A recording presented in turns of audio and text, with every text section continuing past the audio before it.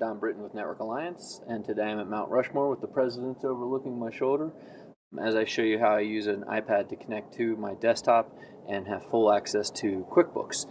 Not the web-based version of QuickBooks, but the full version of QuickBooks with all the features that you are used to using. So from here, I'm already logged into my Network Alliance desktop. I just go over and bring up QuickBooks, and within QuickBooks, this is your typical home screen for the full version.